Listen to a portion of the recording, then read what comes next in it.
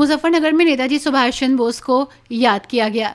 नगर पालिका परिषद के द्वारा स्वतंत्रता संग्राम सेनानी नेताजी सुभाष चंद्र बोस की जयंती धूमधाम से मनाई गई। गुरुवार को नेताजी के टाउन हॉल परिसर में स्थित स्मारक को फूल मालाओं से सजाया गया।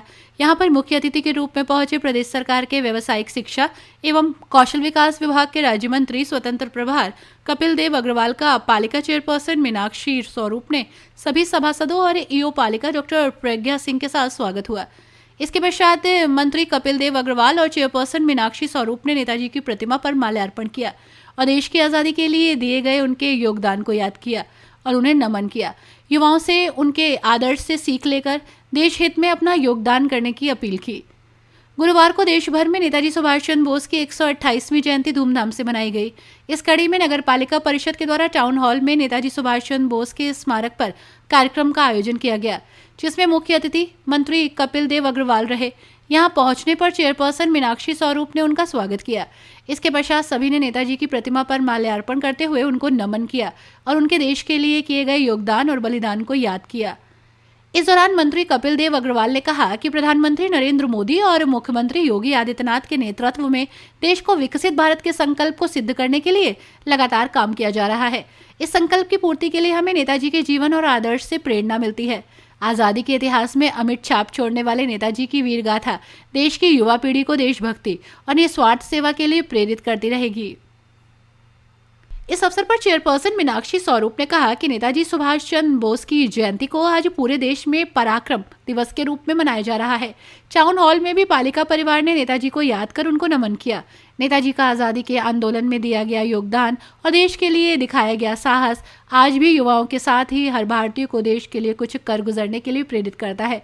हमने भी आज यहाँ से युवाओं को नेताजी के जीवन संघर्ष से सीख लेते हुए देश के लिए योगदान करने का संदेश देने का काम किया है। ईओ डॉक्टर प्रज्ञा सिंह ने मंत्री कपिल देव और चेयरपर्सन मीनाक्षी स्वरूप को बुके देकर उनका स्वागत किया। इस दौरान मुख्य रूप से भाजपा नेता पंकज माहेश्वरी, विपुल भटनागर, श्री मोहन तायल, सुनील दर्शन, सभासद राजीव शर्मा, युवा भाजपा नेता विकल्प जैन, मनोज वर्मा, प्रशांत गौतम, प्रशांत कुमार, शिवम मुन्ना, देवेश कौशिक, शौकत अंसारी, अन्नू कुरैशी, नौशान नहान, नवनीत गुप्ता, रविकांत काका, मोहित पलिक, शोभित गुप्ता, ऋतु त्यागी आदि मौजूद रहे। आज हमारे नगर पालिका प्रांगण में सुभाष चंद्र बोस जी की जयंती है। उसी के लिए हमारे मंत्री जी भी आए थे। मंत्री जी के द्वारा माल्यार्पण हुआ है।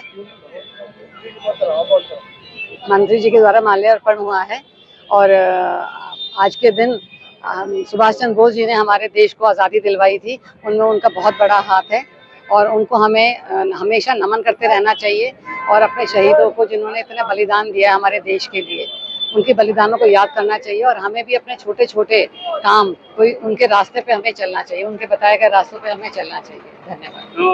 26 जनवरी को क्या विशेष व्यवस्था रहेगी? 26 जनवरी को जो होता आ रहा है वो तो होगा ही होगा। और आप सफाई की व्यवस्था अगर पूछना चाहेंगे तो हम आपने देखा होगा नाइट स्वीपिंग हमारी चल रही है और भी अभी मुख्य मार्गों क्या, हम चौराहे क्या, हम धीरे धीरे सब लेते जाएंगे जिससे कि पूरा शहर हमारा सुंदर हो जाए। आज जयंती है, हम सबके लिए सौभाग्य का विषय है कि आज ऐसे महान पुरुष की जयंती है जिनको जननायक, जननेता ऐसे सुभाष चंद्र बोस, जिन्होंने पूरा जीवन देश की आजादी के लिए संघर्ष करने का काम किया। अंग्रेजों ने कई बार उनको जेल भेजने का काम किया, उसके बावजूद भी लगातार संघर्ष करते रहे। एक गाना किसी गायक ने गाया, दे दी हमें आजादी, बिना खड़क बिना ढाल, साबरमती के संत तूने कर दिया कमाल। साबरमती के संत ने भी कमाल किया है, लेकिन सुभाष चंद्र बोस नहीं होते तो देश को आजादी नहीं मिलती। उन्होंने अपनी सेना खड़ी की आजादी हिंद फौज के नाम से, एक बराबर पैरेलल संगठन बना करके अंग्रेजों के दांत खट्टे करने का काम किया, अंग्रेजों को जेल में डालने का काम किया। उसके बावजूद भी जो उन्हें भूख हड़ताल की तो जबरदस्ती उनको निकाल करके और वहां से बाहर डाल दिया गया। ऐसे जननायक सुभाष चंद्र बोस जो लगातार देश के लिए संघर्ष करते रहे और जो इतिहास के पन्नों में उनको उतना स्थान तत्कालीन सरकार के द्वारा नहीं दिया गया। लेकिन मैं इस बात के लिए बधाई देता हूं कि आदरणीय प्रधानमंत्री श्री नरेंद्र मोदी जी ने कर्तव्य पथ पर उनकी भव्य प्रतिमा लगा करके देश के सभी क्रांतिकारियों को नमन करने का काम किया है। मैं प्रधानमंत्री जी को बधाई देता हूं और सुभाष चंद्र बोस जी को नमन करता हूं। पूर्व मुख्यमंत्री अखिलेश यादव ने कहा है कि जो महाकुंभ है यहाँ ये राजनीतिक कार्य करने की जगह नहीं है, यहाँ पे कैबिनेट बैठक हुई है। परसों यानी जिस समय 1 वर्ष पूर्व भगवान रामलला की प्राण प्रतिष्ठा अयोध्या के अंदर हुई, उसी दिन प्रयागराज के अंदर भी कैबिनेट की बैठक हुई, जिनमें कई महत्वपूर्ण प्रस्ताव उसके अंदर पास हुए। और हमारे निवेदन पर आदरणीय मुख्यमंत्री योगी आदित्यनाथ जी ने गंगा एक्सप्रेसवे को, जो अभी तक मेरठ से चलता है, उसे हरिद्वार से मुजफ्फरनगर होते हुए गंगा एक्सप्रेस को जोड़ने का मेरा निवेदन उन्होंने स्वीकार किया। उन्होंने उसका सर्वे कराने का आश्वासन दिया है, तो हमारे प्रसन्नता की बात है। इसके अतिरिक्त जो अखिलेश यादव जी ने कहा है, ये बहुत ही गैर जिम्मेदार टिप्पणी है। राजनीति धर्म के बिना नहीं हो सकती। धर्म राजनीति धर्म का आधार होती है। अगर धर्म नहीं है, धर्म दंड नहीं है, तो राजनीति नहीं हो सकती। इसलिए वहां से जितने सारे संत, महामंडलेश्वर, शंकराचार्य, कृपाचार्य, आचार्य, ये सब लोग हमेशा राजनीति को दिशा देने का काम करते रहे, इसलिए उन सब का मार्गदर्शन भी राजनीति के अंदर जरूरी है। और योगी जी तो स्वयं एक संत हैं, तो मुझको लगता है अखिलेश जी का बहुत गैर जिम्मेदार ये टिप्पणी है और इस प्रकार की भाषा नहीं बोलनी चाहिए। और भारतीय जनता पार्टी अपना काम शानदार तरीके से कर रही है। एक शानदार कैबिनेट बैठक हुई है, जिसे प्रयागराज के लिए भी और प्रदेश भर के लिए बहुत सारे निर्णय हुए। तो दिल्ली में चुनाव भी है, आप प्रभारी भी बनाएंगे चांद चौक पे, तो क्या कहना चाहते हैं? मैं भी दिल्ली से आ रहा हूँ और दिल्ली जा रहा हूँ, मुझे तुरंत दिल्ली में चुनाव है। शानदार हमारी तैयारी है।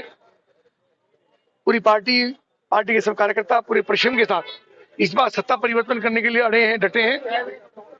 पूरा भरोसा हमको है कि इस बार भारतीय जनता पार्टी हो सरकार में। सर, एसटीएफ के जो सुनील शर्मा इंस्पेक्टर शहीद हुए हैं, ये बहुत बड़ी दर्दनाक घटना है कि सुनील जी जो एक मुठभेड़ में अपने आप प्राणों की आहुति करके बदमाशों को मार गिराने का काम किया। मैं सरकार का, प्रशासनिक अधिकारियों का, पुलिस अधिकारियों का उनको नमन करता हूँ। उन्होंने एक मुठभेड़ के अंदर 4 ऐसे दुर्दांत बदमाशों को मार गिराने का काम किया, जो समाज के लिए आतंक का पर्याय बने हुए थे। लेकिन इस महान नौजवान का जाना हम सबके लिए बहुत दुखद घटना है। आदरणीय मुख्यमंत्री योगी आदित्यनाथ जी उनके परिवार को 50 लाख रुपए का अनुमन्य राशि, परिवार को नौकरी, सड़क का मार्ग उनके नाम से रखने का, और उनको सैल्यूट करता हूँ। पैसा जाने की कीमत नहीं हो सकती, और पूरा देश उनके जाबाज के उसे हिम्मत कर सैल्यूट करता। मैं भी उनको सैल्यूट करता हूँ। चंद्रशेखर रावण ने भी कुंभ को लेकर एक टिप्पणी की है, जिसमें उन्होंने कहा कि यहाँ पर लोग पाप धोने के लिए आते हैं। अब मैं सुन लूं जरा, उसके बाद आते हैं।